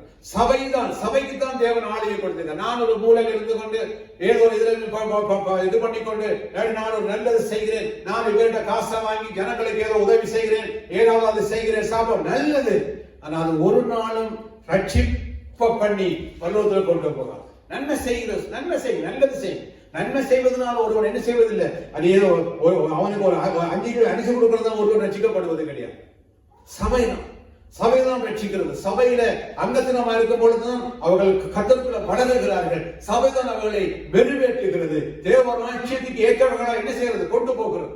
பெரியவர்கள் செய்த சில தவறு, சின்ன சில்லி தவறுனால அநேகர் இன்றைக்கு தேவனை விட்டு வெளியே போகிறார். அசலையன் அவர் செய்தார், நான் செய்தார், அவர் சொல்லியிருக்கிறாரு, இவர் பெரிய ஊழியக்காரன் தானே, அவர் அது செய்தாரே என்று நல்லா புரிந்து கொள்ளும். கடைசி நாளில பயங்கரமான இக்கட்டுகளுக்கு நான் கடந்து போய் பவுல் சொல்லுகிறார், மிக கவனமாக உங்க ரட்சிப்பை குறித்து நீங்க என்ன செய்யுங்கள், கவலையற்றி இருக்காதீர்கள். ஒரு எந்த விதமான பிரசங்கத்தை யார் செய்தாலும் வேதத்துல இருந்து நீங்க பாருங்க. சாலமோன் பெரிய ஞானி. சாலமோன் தாவீது ராஜா தேவனுக்கு எருசலேமில அவர் சீயோனை பிடித்தார். அது தாவீது நகரம் ஆயிடுச்சு. தாவீது ராஜ்யத்தை விஸ்தாரப்படுத்தி தான் ஒரு ராஜாவாய் இதான உடனே அவர் அடுத்ததா செய்த காரியம் என்ன தெரியுமா?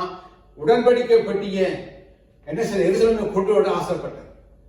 அவர் போய் அதை கொண்டு வந்தார். பிரச்சனை சன்னதரமா போய் அதை ஓபேத் ஏதோம் வீட்டில் இருந்த உடன்படிக்கை பட்டியை கொண்டு வந்தார். அது மேல சொல்லுகிறது, 3 மாசங்கள் ஓபேத் ஏதோம் வீட்டில் அந்த உடன்படிக்கப்படி இருக்கும் பொழுது கர்த்தர் அவனையும் அவனுக்கு உண்டான எல்லாவற்றையும் கர்த்தர் ஆசீர்வதிச்சார் என்று தாவீது கேள்விப்பட்டதுனால இதை விடக்கூடாது, நாம் எருசலேமுக்கு கொண்டு வர வேண்டும் என்று கொண்டு அதை கொண்டு வந்தார்.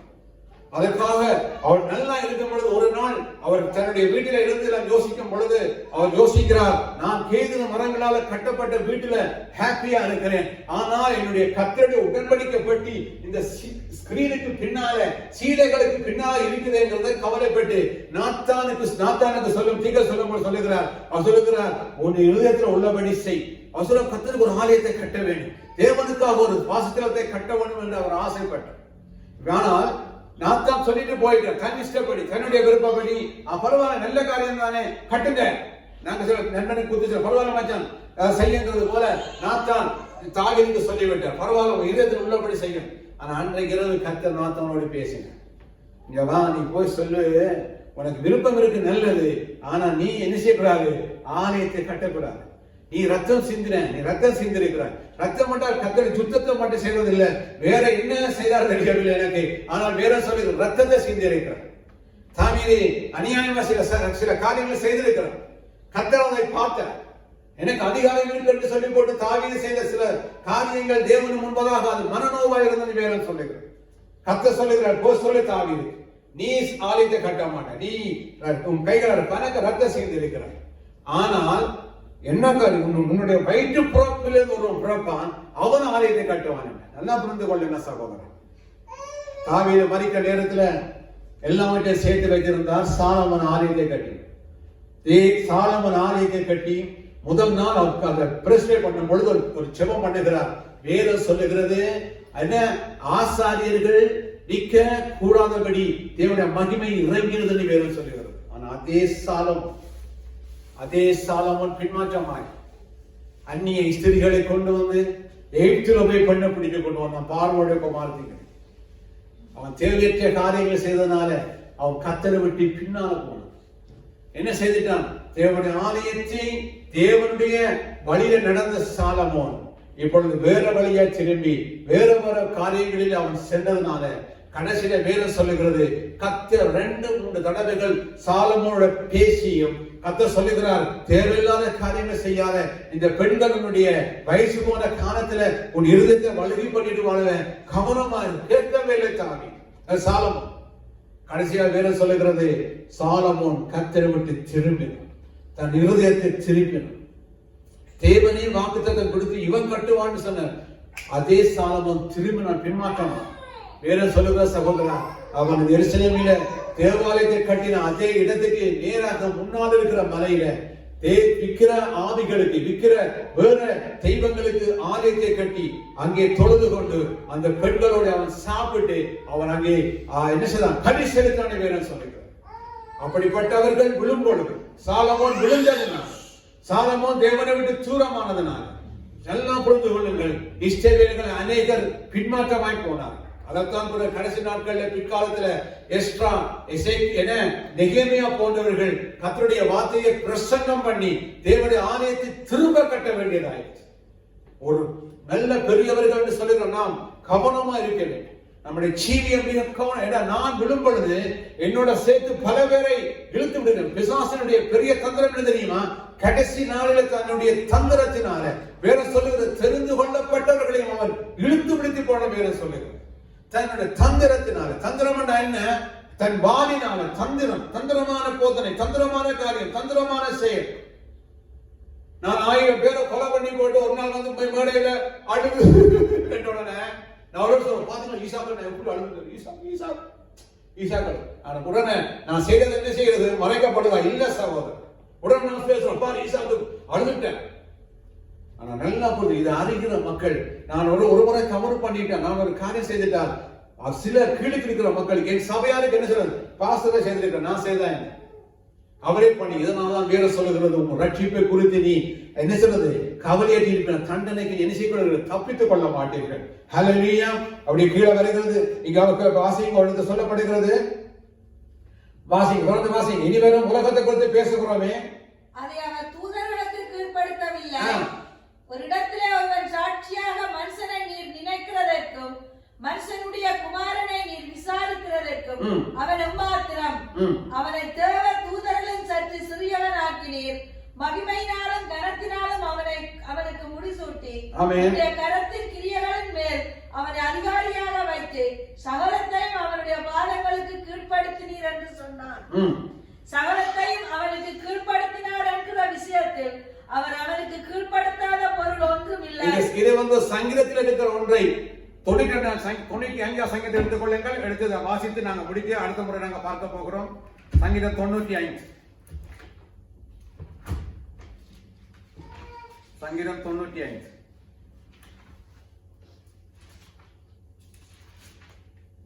வரமாட்டேங்குது.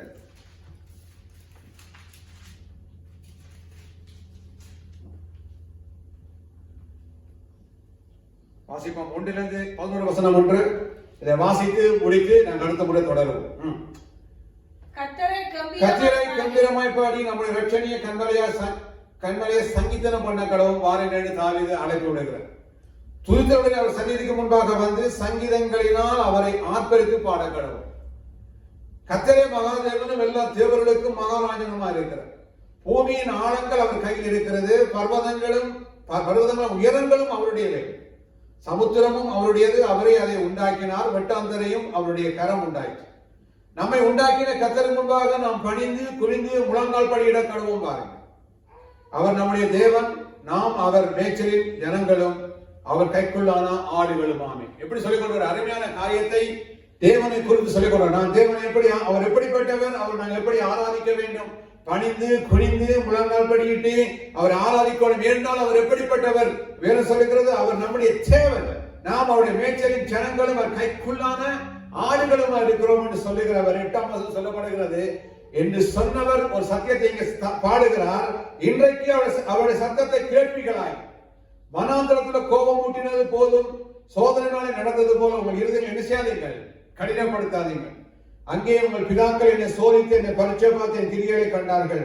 40 வருஷமா நான் அந்த சந்ததி ஆரோசித்து என்ன தெரியும், ஆரோசிக்கிறான்னு சொன்னால் அவர்களை நேசித்து கண்டிச்சு அவர்களை சரிப்படுத்தி பார்த்தேன்.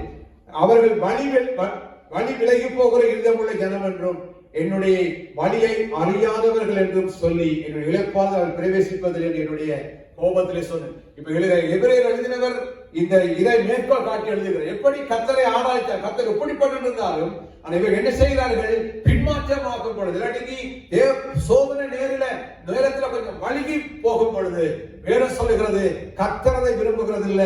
ஏன்னா சொல்லுகிறார், அவர் என்னுடைய வழியை அறிவதும் இல்லை, என்னுடைய வழி அவர்களுக்கு தெரியாது, அதனால் அவர் இழைப்பாக பிரவேசிப்பது. அப்ப சகோதரா, என்ன விதமான சோதனை, என்ன விதமான காரியம் நம்முடைய வாழ்க்கையில நம்மை நெருக்கினார், தேவனை விட்டு நீங்கள் பின்மாற்றமாகாதீர்கள், பின்னுக்கு போகாது. வேற சொல்லுகிறது, இவ்வளவு பெரிதான ரட்சிப்பை குறித்து நானும் நீங்களும் கவலையற்றா இருப்போமா இருந்தார்.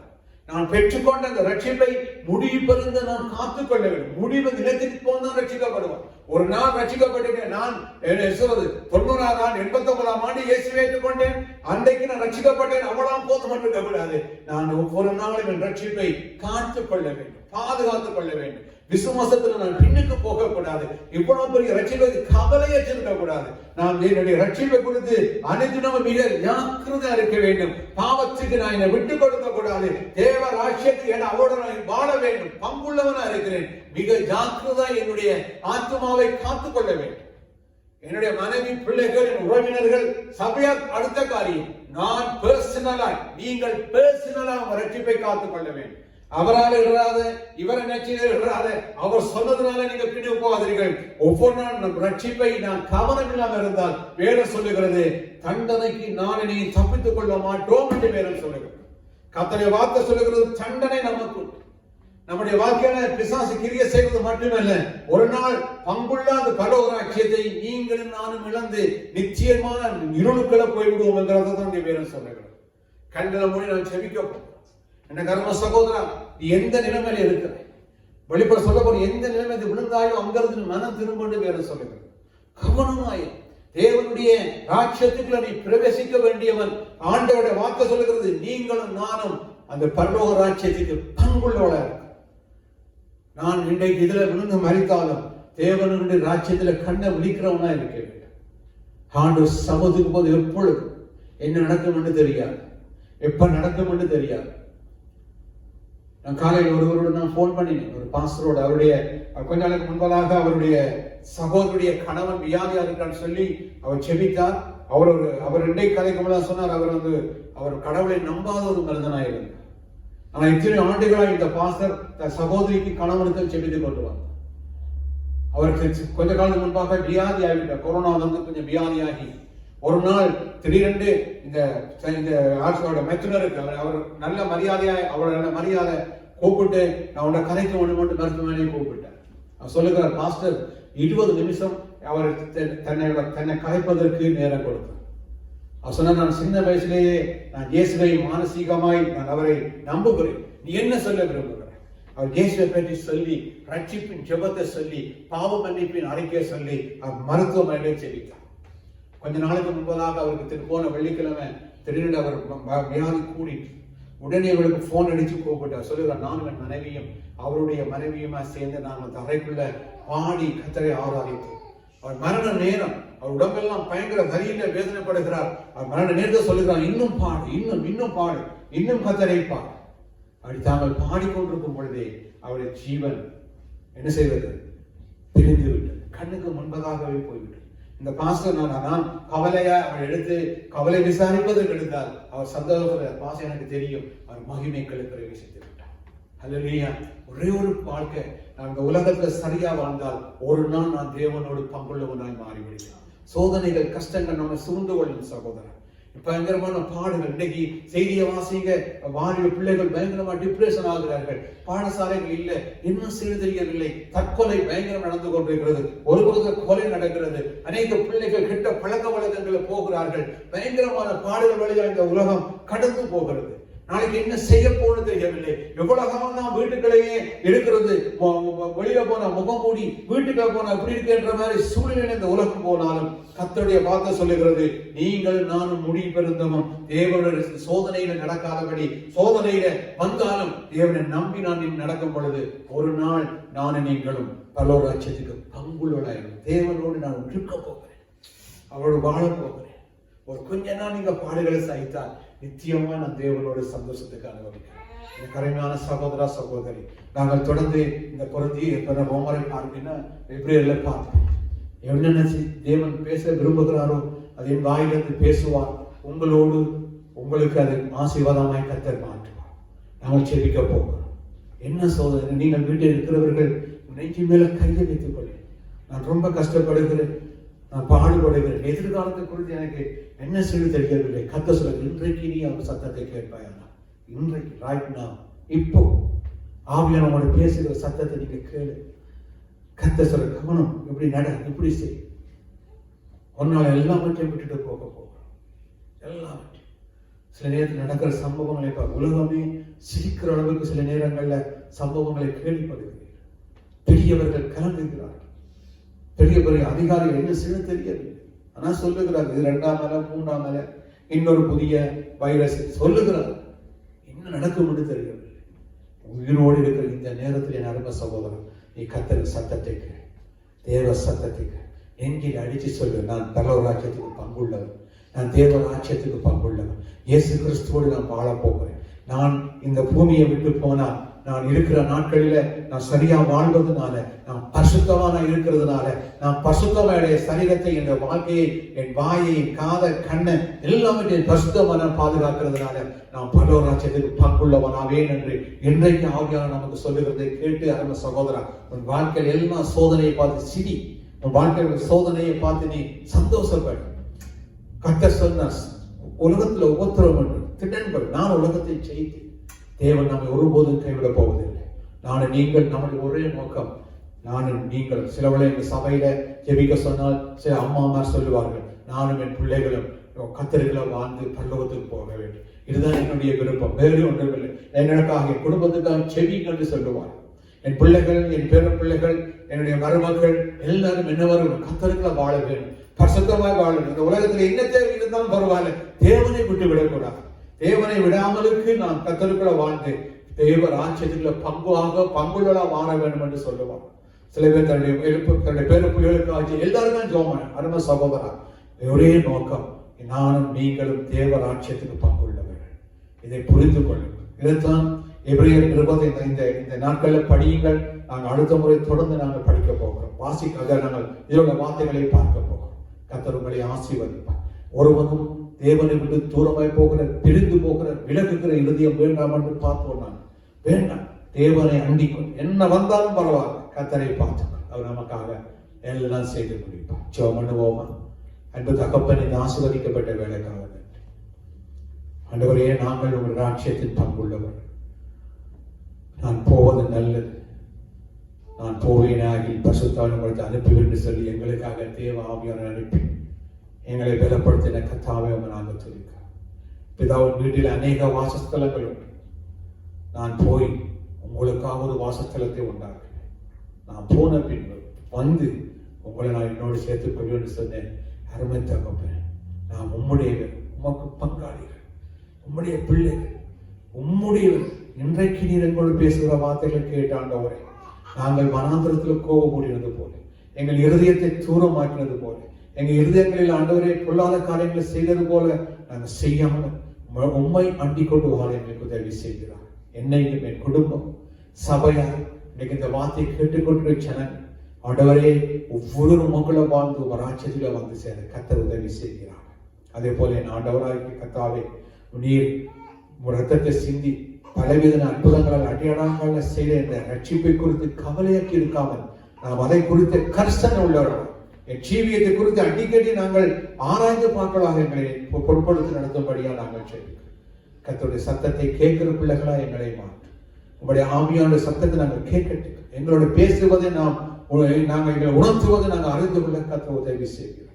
திரு கரத்திலே நாங்கள் எங்களை முழுவதுமாக ஒப்புக் கொடுக்கிறோம். பிள்ளைகள் ஒவ்வொருவரையும் ஆசீர்வதியும். இயேசு கிறிஸ்துவின் நாமத்தை சபை மக்கள் ஒவ்வொருவரும் நான் இயேசுவின் நாமத்தினால் ஆசீர்வதிக்கிறேன். பாதுகாப்பை சொல்லுகிறேன், சுகத்தை நான் சொல்லுகிறேன். ஆல்மைட்டி காட் சபையிலுங்கிற பெரியோர் சிறியோர் பிள்ளைகள் எல்லாரையும் இயேசு ரத்தத்தில் மூடுகிறேன். வியாதிகள் பலவீனங்களுக்கு விலக்கி நீ காத்துக்கொள்றபடியா சோத்திரம். உன் கரம் பிள்ளைகளை நடத்தட்டுக்கு அவளுக்காக கொடுக்கப்பட்ட படிவிடை ஆவிகள் அவருடைய வீடுகளுக்குள்ள உலாவார்களாக தேவையான வேலைகளை செய்வார்களாக என்று ஆண்டவரையும் தூதர்களுக்கு கட்டளையிடுகிறோம். உடைய கருத்துல நாங்கள் எல்லாரும் ஒப்புக் கொடுத்து உயிர்த்தெழுந்த இயேசு கிறிஸ்துவின் நாமத்தினால ஜெபிக்கிறோம் எங்கள் நல்ல பிதாவே. ஆமென். சேர்ந்து சொல்லுவோம். என் ஆத்துமாவே கர்த்தரை ஸ்தோத்திரி, என் முழு உள்ளங்கள் பரிசுத்தமானவரை ஸ்தோத்திரி. என் ஆத்துமாவே கர்த்தரை ஸ்தோத்திரி, அவருடைய சகல உபகாரங்கள் நன்மைகளையும் மறவாதே. பிதாவுடைய அன்பும் இயேசு கிறிஸ்துவின் கிருபை பரிசுத்த ஆவியின் அன்பு ஐக்கியம் அந்யோன்யம் கர்த்தர் வரும் வரை நாம் அனைவரோடும் கூட இருப்பதால் கர்த்தர் உங்களை வாளாக்காமல் தலையாக்கி மேலாக்கி உங்களை ஆசீர்வதிப்பார். எல்லா இடங்களையும் ஆசீர்வாதமாக இருப்பீர்கள். கர்த்தருடைய ஆசீர்வாதம் உங்கள் தலை மேலே தங்கும். கர்த்தர் உங்களை ஆசீர்வதிப்பார். ஆமென், ஆமென், ஆமென்.